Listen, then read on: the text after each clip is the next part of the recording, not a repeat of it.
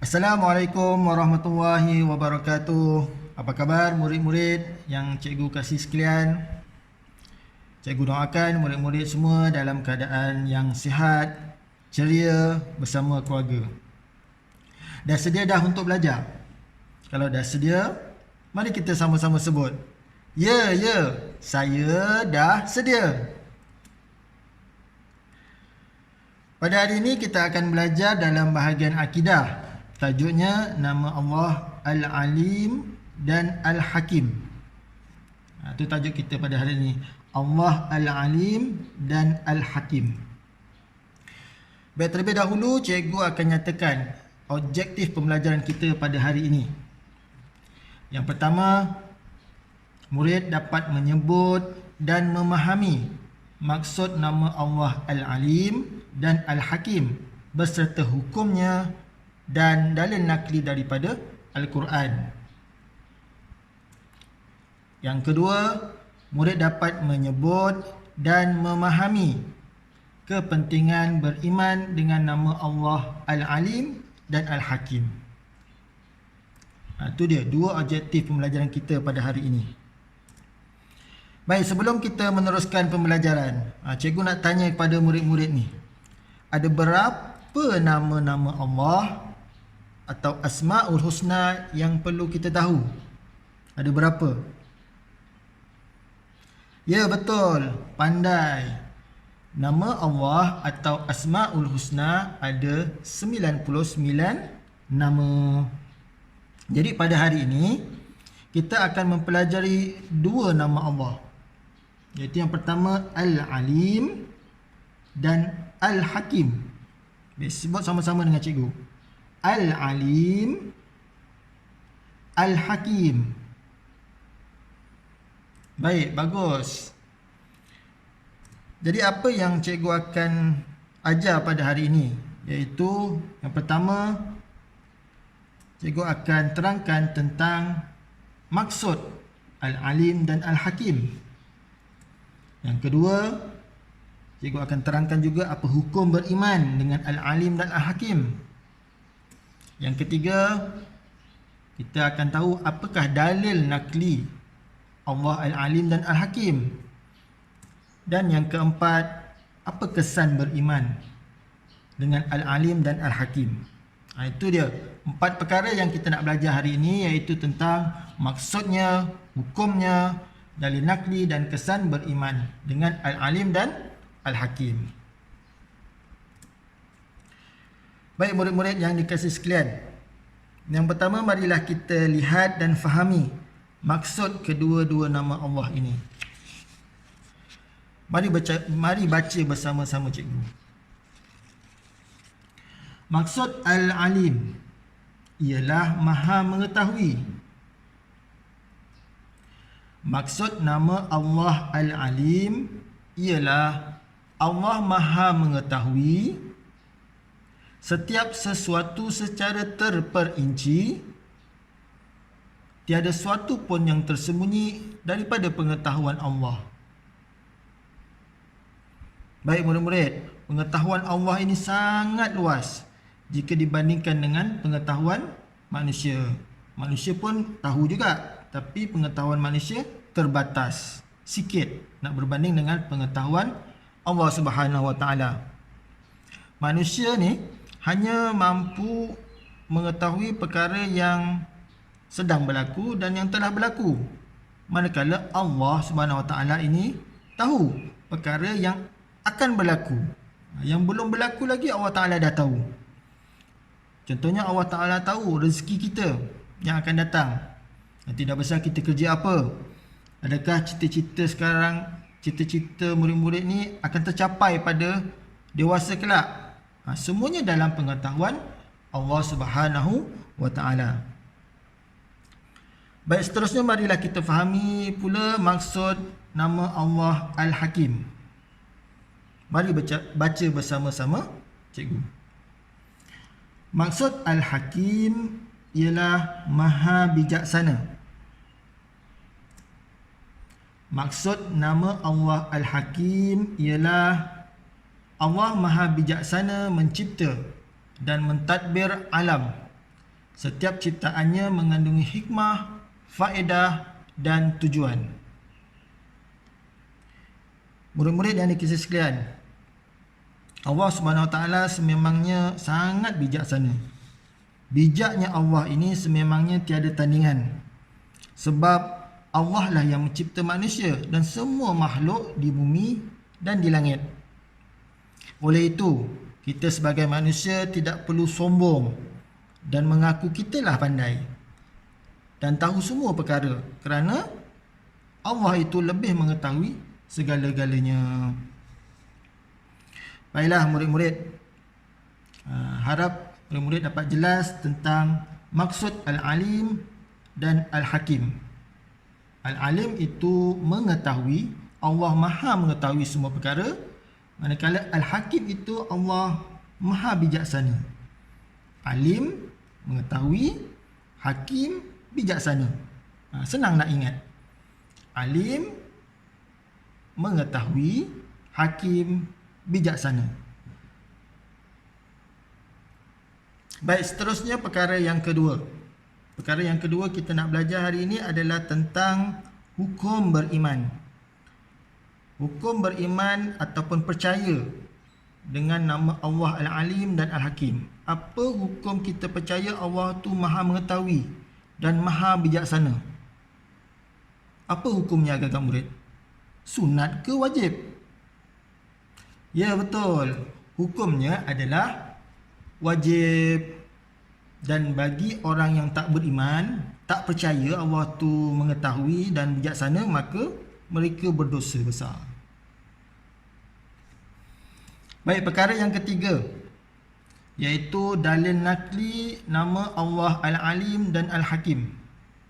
Iaitu bukti, dalil tu bukti nakli daripada ayat Al-Quran yang menunjukkan bahawa Allah itu Maha mengetahui dan Maha bijaksana.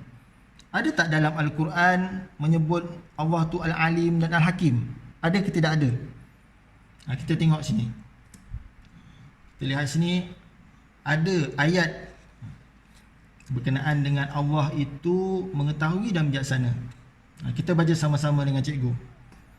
A'udzu billahi minasyaitonir rajim. Bismillahirrahmanirrahim. Wallahu alimun hakim. Kita ulang sekali lagi. Wallahu alimun hakim. Pendek je ayat dia. Ada 3 kalimah. Lihat kat situ dalam Al-Quran ada sebut dan ada tulis perkataan alim, hakim, yang membawa maksud sesungguhnya Allah Maha mengetahui lagi Maha bijaksana. Sekali lagi kita baca, wallahu alimun hakim. Baik, ini daripada surah An-Nisa ayat yang ke-26, surah yang keempat. Surah An-Nisa ini adalah surah yang keempat. Itu dia dalil nakli. Jelas dan nyata dalam Al-Quran ada tertulis Allah itu Alim dan Hakim. Seterusnya yang keempat, yang terakhir, apakah kesan kita beriman dengan Allah Al-Alim dan Al-Hakim? Kita dah percaya dah ni, Allah tu Maha mengetahui dan bijaksana. Apa kesan pada diri kita? Baik, mari kita baca bersama cikgu. Yang pertama, supaya kita sentiasa meningkatkan ilmu. Berusaha meningkatkan ilmu. Sentiasa belajar. Belajar dan belajar. Kerana ilmu Allah ni sangat banyak. Tak kiralah belajar apa. Belajar memasak, buat kek, menjahit, belajar berniaga online. Semua itu adalah ilmu. Belajar, belajar dan belajar lagi. Yang kedua, supaya kita sentiasa taat perintah Allah. Kita tahu Allah itu hebat kan? Jadi kita mesti taat perintahnya. Sembahyang kena cukup, buat baik kepada ibu bapa, dengar kata-kata mereka, dan melakukan segala perkara-perkara kebaikan yang Allah telah suruh.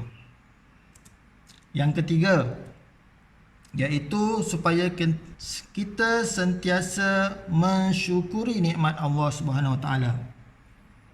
Banyak ya murid-murid nikmat yang Allah Taala beri kat kita. Antaranya nikmat sihat. Kita sihat, kita boleh bangun pagi, kita boleh makan, kita boleh main, kita boleh belajar. Allah juga memberikan nikmat kita bahagia bersama keluarga. Kita dapat nikmat ada kawan-kawan yang baik, nikmat hidup aman dan damai. Banyak sangat nikmat-nikmat ataupun rezeki-rezeki yang Allah berikan kepada kita. Oleh itu kita hendaklah bersyukur dengan nikmat Allah Ta'ala. Bagaimana kita nak bersyukur? Ucaplah Alhamdulillah, dan sentiasa melakukan perintahnya dan meninggalkan larangannya. Dan yang keempat, hendaklah kita redha dengan ketentuan Allah. Segala apa yang berlaku, yang kita lalui sekarang, kita hendaklah redha. Kerana apa? Kerana pasti ada hikmah dan kebaikannya. Walaupun kita tak tahu apa kebaikannya, percayalah Allah mengetahui segala-galanya. Baik, itu saja perkara yang kita nak bincangkan hari ini. Cukup 4 perkara. Kita telah bincangkan tentang maksud Allah Al-Alim dan Al-Hakim. Dan yang kedua, kita dah tahu apa hukum beriman dengan Allah Al-Alim dan Al-Hakim, dan juga apakah buktinya. Dalam Al-Quran pun ada sebut. Dan yang keempat, yang terakhir, apa kesan? Apa kesan pada diri kita jika kita beriman dengan Allah Al-Alim, Allah Maha Mengetahui, dan Al-Hakim, Allah Maha Bijaksana. Baik, sebagai latihan pengukuhan, kita ada soalan di sini. Cikgu akan soal secara lisan dan awak murid-murid juga akan boleh jawab dengan secara lisan. Baik, yang pertama, soalannya, apakah maksud nama Allah Al-Hakim? Ingat lagi? Baik, betul tu. Al-Hakim maksudnya Allah Maha Bijaksana. Bijaksana yang macam mana? Bijaksana mencipta, mentadbir alam. Setiap ciptaannya itu mengandungi hikmah, faedah dan tujuan. Dan yang kedua, apakah maksud beriman dengan nama Allah Al-Alim dan Al-Hakim? Apakah hukum beriman? Ini soalan yang paling senang. Hukumnya sunat ke makruh? Betul, sudah tentulah jawapannya wajib. Baik, soalan yang ketiga, apa dalil nakli nama Allah Al-Alim dan Al-Hakim? Ingat lagi, ada 3 kalimah saja dalam surah An-Nisa. Wallahu alimun hakim. Sesungguhnya Allah Maha Mengetahui lagi Maha Bijaksana. Dah boleh hafal lah dalil naklinya. Pendek je, ada 3 kalimah saja. Dan yang keempat, ada berapa kesan beriman dengan nama Allah Al-Alim dan Al-Hakim? Ada berapa tadi? 1, 2, 3, 4. Ada 4 kesan beriman dengan nama Allah Al-Alim dan Al-Hakim. Baik, itu saja untuk pembelajaran hari ini. Akhir sekali, cikgu nak berpesan agar kita semua dapat menjadi hamba Allah yang sentiasa bersyukur, jangan sombong, dan sentiasa berdoa kepada Allah SWT dalam apa keadaan sekalipun. Dan yang terakhir, jangan lupa 4S. Sayang Allah, sayang Rasulullah, sayang ibu bapa, dan sayang semua makhluk. Sekian, terima kasih. Assalamualaikum warahmatullahi wabarakatuh.